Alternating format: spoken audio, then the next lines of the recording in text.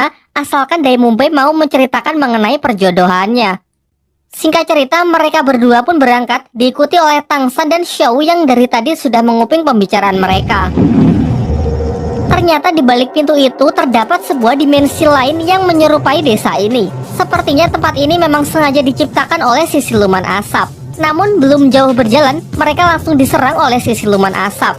Di luar dugaan, siluman itu sangatlah kuat. Bahkan Lena dan Dai Mumbai pun sama sekali tak punya kesempatan untuk mengalahkannya.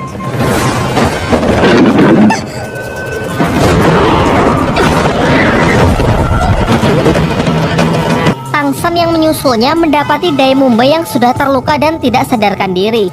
Lantas ia pun segera membawa Dai Mumbai keluar dari dimensi tersebut untuk kembali ke desa.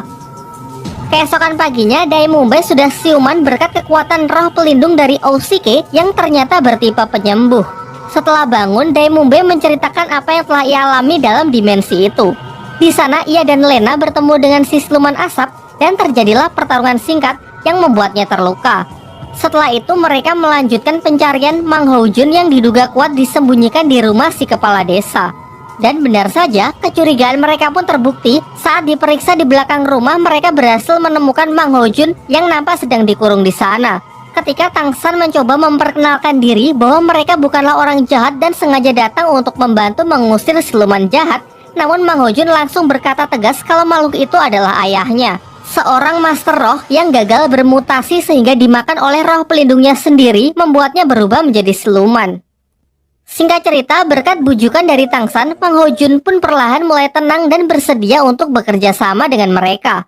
Ia pun kemudian menceritakan mengenai peristiwa kebakaran tersebut dan si kepala desa yang selama ini menyuruhnya untuk tetap bersembunyi. Sampai diajaklah Mang Hao Jun ke ruangan dimensi untuk mencari siluman asap yang dikatakan sebagai ayahnya.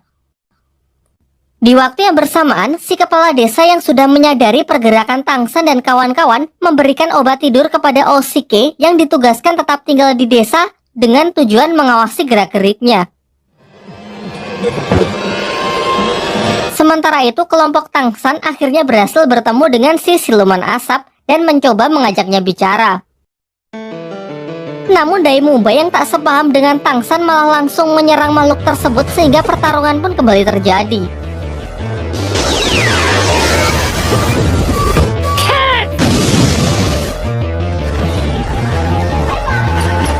Pada pilihan lain, Tang San pun juga ikut dalam pertarungan itu.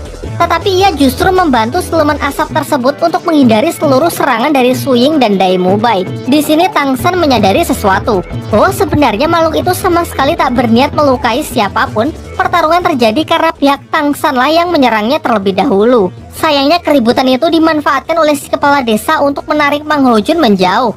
Ia kemudian meyakinkan Mang Hao Jun supaya tidak mempercayai orang-orang dari Sri Lanka itu karena mereka itu adalah orang-orang jahat. Ia kemudian pergi ke sebuah rumah yang ternyata di dimensi ini rumah yang seharusnya terbakar masih utuh. Namun rumah tersebut memiliki semacam penghalang yang diciptakan si siluman asap, di mana penghalang tersebut dapat membakar siapapun yang melewatinya. Lantas kepala desa pun menyuruh Mang Hao Jun lah yang masuk terlebih dahulu untuk membukakan jalan bagi dirinya. Karena ia percaya bahwa si siluman asap itu tidak akan menyakiti Mang Hao Jun. Dari belakang ternyata Wu Lena mengikutinya dan berhasil membuat si kepala desa jatuh pingsan sebelum ia dapat menyusul Mang Hao Jun. Singkat cerita, bersama Xiao, Wu Lena pun masuk ke rumah tersebut untuk menyusul Mang Hao Jun demi memecahkan teka-teki yang selama ini belum terungkap. Ternyata di dalam rumah itu tersimpan roh pelindung legendaris yaitu Phoenix Api, peninggalan leluhur desa yang sengaja diwariskan secara turun-temurun, dan pada generasi ini Mang Hao Jun lah yang terpilih menjadi pewarisnya. Singkat cerita, Mang Hao Jun pun berhasil menyerap kekuatan dari roh pelindung Phoenix Api. Namun sayangnya karena pengaruh ucapan dari si kepala desa sebelumnya yang mengatakan orang-orang dari Sri Lanka berniat jahat, dengan brutal ia pun menyerang mereka.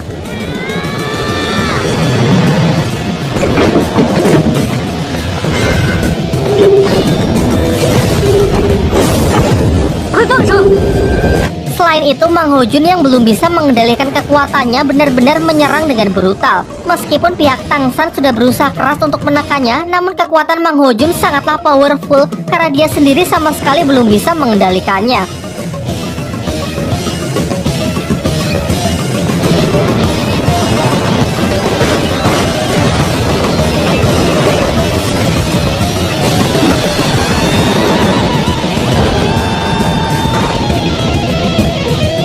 Namun di tengah pertarungan itu, si siluman api yang terungkap adalah ayah Mang Hojun merasuki tubuh putranya tersebut demi membantunya mengontrol kekuatan Phoenix Api. Ia juga berusaha meyakinkannya bahwa sebenarnya kepala desa lah yang jahat karena obat yang selalu diberikan kepada putranya itu adalah ramuan yang mempercepat mutasi roh pelindung.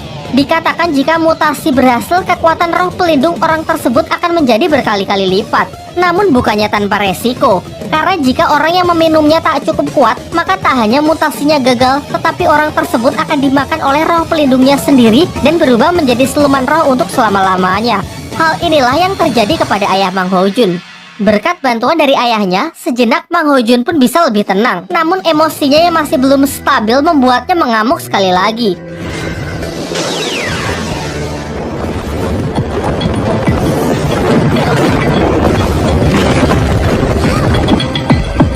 Untung saja di saat-saat genting, si kepala akademi pun datang dan berhasil menghentikan kekuatan liar dari Mang Hojun.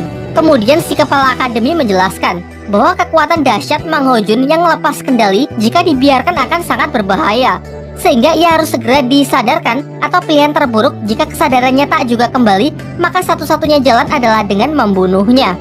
Mendengar hal itu, Tang San pun segera mendekati Mang Hojun untuk menghindari pilihan terburuk, meski itu dapat melukai dirinya agar Mang Hojun bisa tersadar. Ia lantas berusaha meyakinkannya bahwa Mang Hojun kini tak lagi sendiri. Ia akan memberinya sebuah rumah dan orang-orang di akademi akan menjadi keluarganya. Usaha Tang San pun tak sia-sia. Pengorbanannya tersebut menyentuh hati Mang Hojun sehingga ia bisa lebih tenang dan kekuatannya menjadi lebih stabil. Setelah insiden itu, mereka pun kembali ke desa untuk menginterogasi si kepala desa apa motivasinya dan dari mana ia mendapatkan obat mutasi tersebut.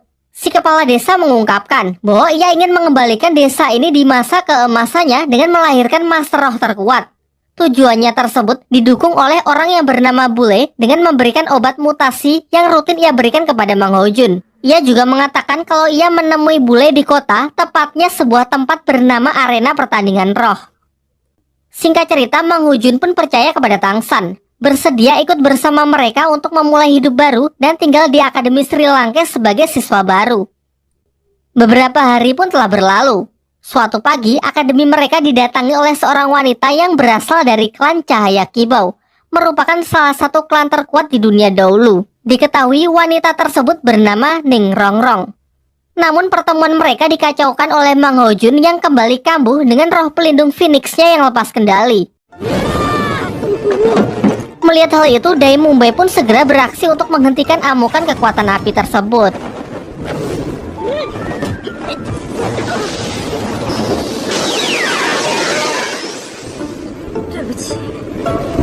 Tak lama setelah itu, Pak Kepala Akademi datang untuk menemui Ning Rongrong. Ning Rongrong lalu memperkenalkan diri dan memberikan surat dari ayahnya yang berisi permohonan agar putrinya bisa diterima sebagai siswa di Akademi Sri Lanka. Catatan, jika ia diterima, maka seluruh hutangnya di klan Cahaya akan dianggap lunas. Tanpa pikir panjang, ia pun langsung menerimanya di Sri Lanka dan meminta Ausike untuk menemani latihan pertamanya, yaitu lari mengelilingi desa sebanyak 20 kali. Namun baru dapat satu putaran, Rongrong pun sudah kelelahan dan menyuruh Ausike untuk melanjutkannya sendiri. Sementara ia akan melepas penat dengan jalan-jalan di kota. Di malam harinya, Pak Kepala Akademi mengumpulkan semua siswa untuk memberikan pelajaran pertama kepada Rongrong. Ia lalu menegurnya bahwa hari pertama saja Rongrong sudah berani membangkang dari tugas lari yang ia berikan.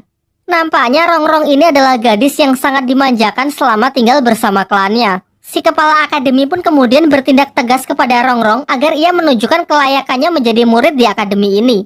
Karena semua siswa di sini memiliki kemampuan. Ia mengancam jika Rongrong tak juga bisa didisiplinkan, maka segera kemasi saja barang-barangnya lalu tinggalkan Akademi Sri Lanka. Setelah keributan itu, Dai Mumbai pergi ke arena pertarungan roh di kota yang kemudian diikuti oleh anak-anak lain. Berbeda dari siswa-siswa lain yang tak ingin mencampuri masalah Ning Rongrong, Oishike datang menemui si kepala akademi untuk melobinya agar tidak mengusir gadis tersebut. Jelas kepeduliannya ini menunjukkan kalau diam-diam ternyata Oishike memiliki perasaan kepada Ning Rongrong. Pak Kepala Akademi lalu mengatakan bahwa ia hanya ingin memberi pelajaran gadis manja itu dan sama sekali tak berniat untuk mengusirnya. Oishike yang telah merasa